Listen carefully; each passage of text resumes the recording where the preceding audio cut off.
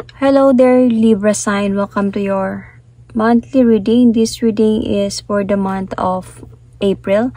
So, Libra, this is a love reading for the month of April para sa mga Libra. Sino yung paparating sa inyo? Sino yung babalik ba or may paparating na bago sa inyo? So, Libra, hindi lahat ng Libra maka-resonate sa reading na to, okay? So, take what resonates and leave the rest. Cross-watchers na mga Libra, pwedeng kayo to at hindi sila Libra sign. So, put yourself in a situation kung saan kayo naka-resonate. Anyway, Libra, if hindi kayo naka-resonate sa reading na to, please to check your other placement, your sun, your moon, your rising, your Venus, especially your moon sign, Libra. Dahil pwedeng maka-resonate kayo doon at hindi dito. Pwede din namang mag-connect doon yung reading ninyo, tsaka dito. Okay, so Libra, please to check your moon sign or your rising sign.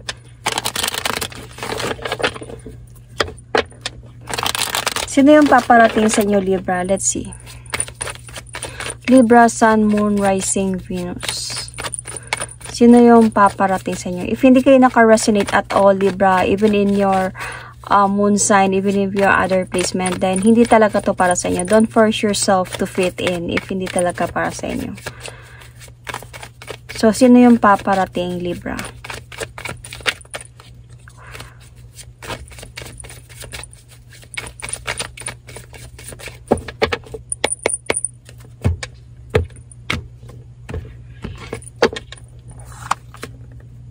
Oh. You are in a relationship already with this person.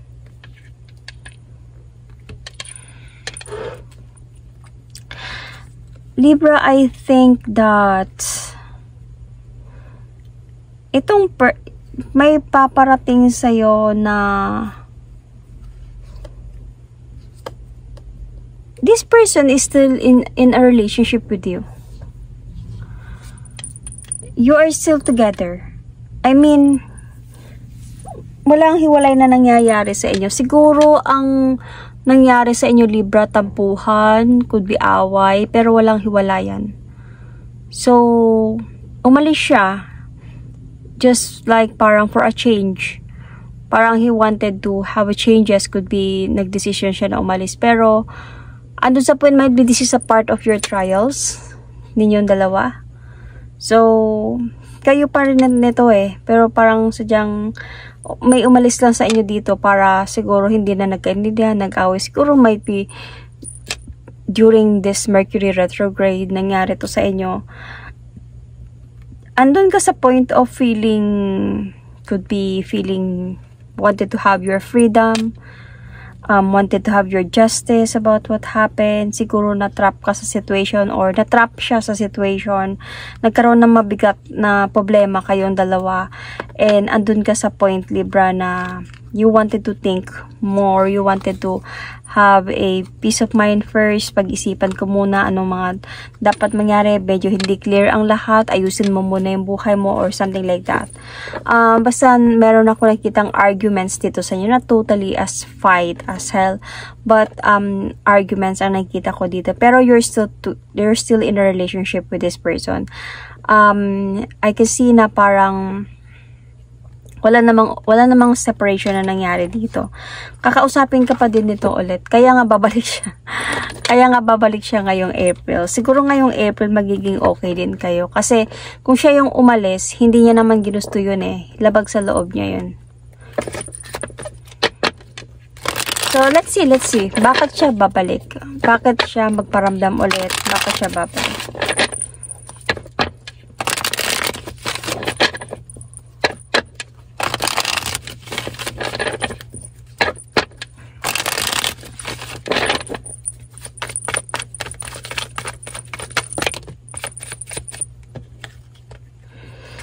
Dami. So, bakit siya magpaparamdam ulit? Bakit siya babalik?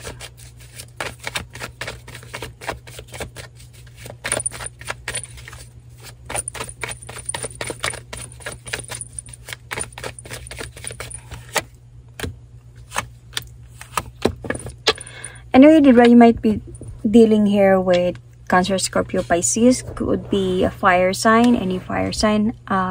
Aquarius could be. Leo, Virgo, Pisces. Okay, so anyway, bakit siya babalik? Siguro na pag-isip-isip niya nung time na umalis siya.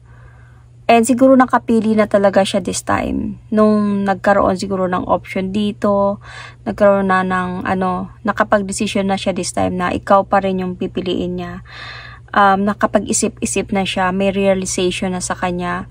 Nag-soul searching siya, siguro na yung paghanap niya ng right path sa buhay niya, papunta siya pa din sa'yo. Kaya, he or she will going to gain his strength or her strength to fix this relationship na pagandahin at ayusin. So, ando siya sa point na hindi naman na siya sure kung magiging masaya pa ba kayo, pero alam mo yung, hindi naman kayo naghiwalay eh. Na-miss ka lang din siguro niya din. Isa din dun. Parang na-miss ka niya, na-miss niya yung happiness ninyong dalawa. Actually, hindi siya sure sa mga pwedeng mangyari. Pero, you're still in a relationship. So, ando siya sa point na willing siya to move forward. You know? And to have a second chance with you. To have a new beginning with you. To offer you a new beginning. Siguro during those time, siguro nagkaroon ng third party dito. And then nandun sa point na hindi kayo nagkaunawaan, hindi kayo nag-away kayo about this, and then one of you walk away but without any separation, without any breakups, so you're still together. Parang tumahimik lang or nag-give ng space para mag-heal.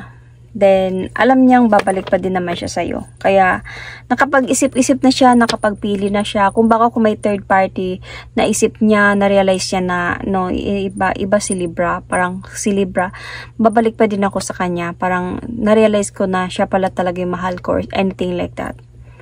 So, ano yung gusto niyang sabihin sa'yo, Libra? Let's see.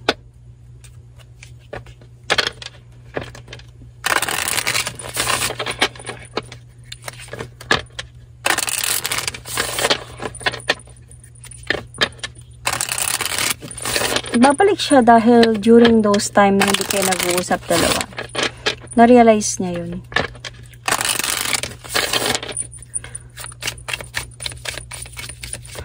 Ano yung gusto niya sabihin sa'yo?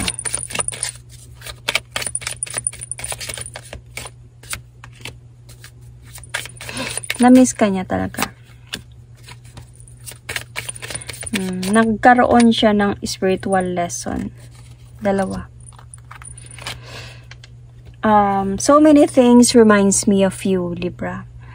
I am grateful for the spiritual lesson. So, nagkaroon siya ng realization during those time na soul searching siya. So, he was like finding the right path of his or her life, and then, he or she found it. Still, na nakita niya yun sa'yo. Ikaw pa din, parang papunta pa din siya sa'yo. So, nagkaroon sa kanya dito ng spiritual awakening. Na-realize niya yung about you.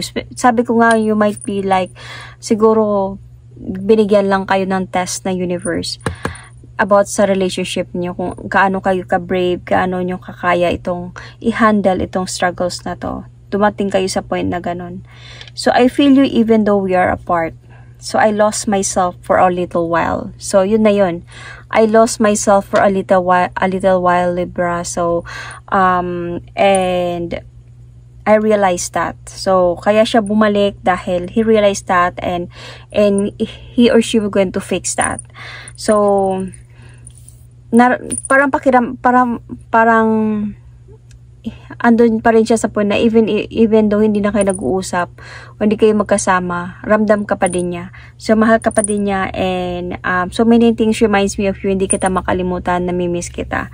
Kasi, wala namang separation sa inyo. Ganun lang, parang cool off lang, parang ganun. So, kaya siya babalik dahil ito din yung gusto niya sabihin. So, ito yung pwede isa din sa mga dahilan, or ito yung mga dahilan kung bakit talaga siya babalik sa'yo. Dahil hindi niya kaya yung wala ka. Palagi kanyang iniisip and ramdam na mimiss ka niya or something. So, ano yung kailangan mong malaman dito?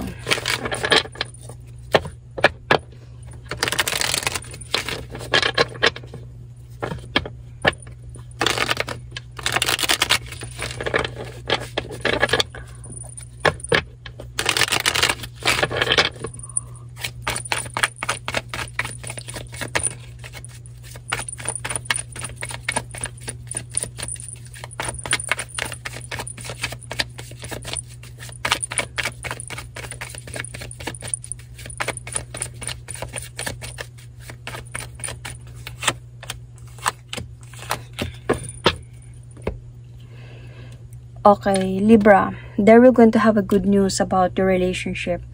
It's a bit lang na parang medyo confusing, medyo needs a space, needs time. Parang kailangan lang talaga dito ng peace of mind muna. Siguro meron dito sa inyo hindi nakakatulog sa gabi. It could be you na hindi ka nakakatulog sa gabi sa kaisip about what happened sa inyo before. Even if siguro magkaayos na kayong dalawa, iisipin mo ba din to, Libra, itong mga nangyari sa inyo? Could be may third party involved, may natukso ba or something. Hindi mo to makakalimutan. And andun sa point na parang magpa-flash pa din yun sa iyo yung mga memories na to. Mahirap kang makamove on from what happened. But this person was really will going to be there for you. Like sabi natin na to continue moving forward towards with you. And ayusin niya yung relasyon na meron kayong dalawa.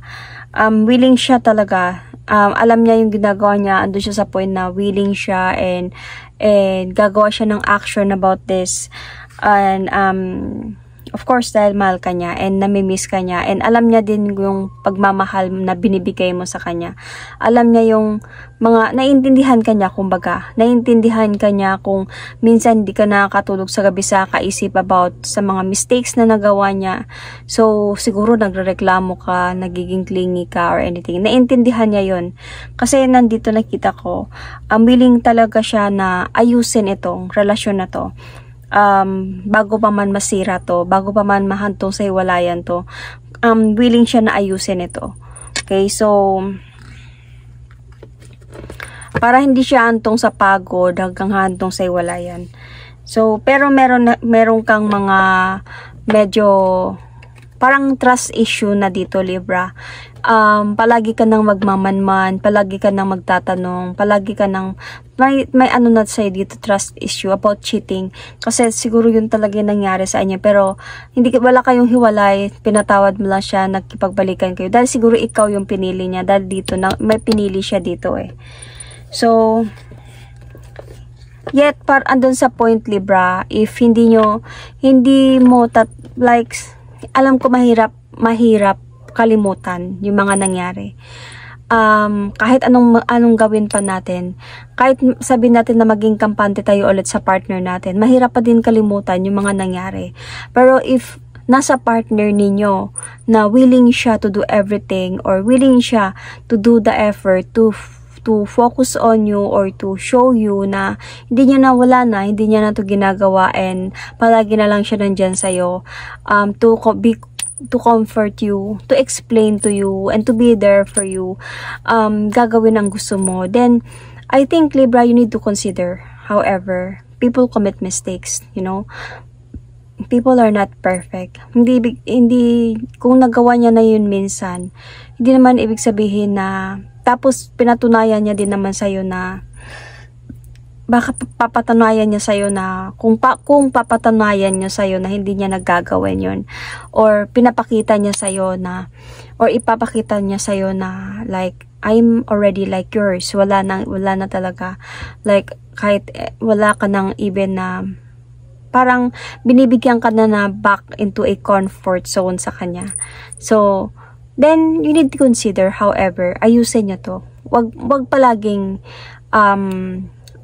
ikaw din, parang i-manage mo din yung sarili mo na hindi man kalimutan pero tanggapin, forgive and accept, and try to move on from that para maging maayos kayo. Kasi pag hindi, Libra, kung andun ka sa point na pipilit mo yung trust issue mo, pipilit mo yung tanungin siya ng tanungin, mag-aaway kayo or mag-argue kayo, kasi mahantong lang talaga kayo sa hiwalayan kung sakali man. So, baka hiwalayan pa talaga na wala nang pagbabalikan. So, if this person is willing to fight for you, then fight for him as well. Hindi madali, pero nakadepende yan sa effort ng partner mo. Kung gaano, hindi lang sasabi, pero sa pinapakita niya sa'yo. Nakadepende din yan sa kanya.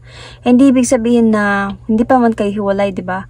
Hindi ibig sabihin na, nandyan pa rin siya sa'yo is, kaya mo na siya pagkatiwalaan ulit. Nakadepende pa din yan sa mga effort niya, sa mga ginagawa niya. Hindi lang sa mga sinasabi niya. So, observe your person. Kung may pagbabago ba, kung may magandang pagbabago ba, then, you need to consider, start to accept and forgive your person. So, that is my reading for you. I will going to pull an oracle card, Libra. Anyway, sorry.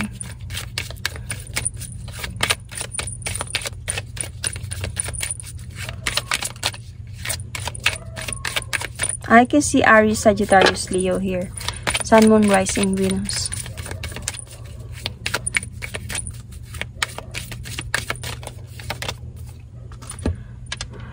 Be in the present and dream of the future. Okay? When we dream, everything is possible. So, sabi nga parang ganito na to. Past is past. People commit mistakes. Nobody's perfect. Sabi ko nga, nakadepende sa effort ng person mo. Kung nakikita mo naman na nag-effort siya, then why not? Kung enough yung effort niya. Pero kung nakikita mo na bumalik siya, nagparamdam siya ulit, o hindi naman kayo naghiwalay, humingi siya ng tawad sa'yo, then parang nakikita mo na parang mas naging worse, or hindi mo nakukuha yung gusto mo sa relasyon na yon, sa pagbabalik niya, then you need to talk to this person and step back. Ganun lang yun. Be in the present and dream of the future. Past is past. Don't think about the past. Observe in this present kung ano yung mga pwedeng mangyari. So, that is my reading for you, Libra. Thank you and God bless.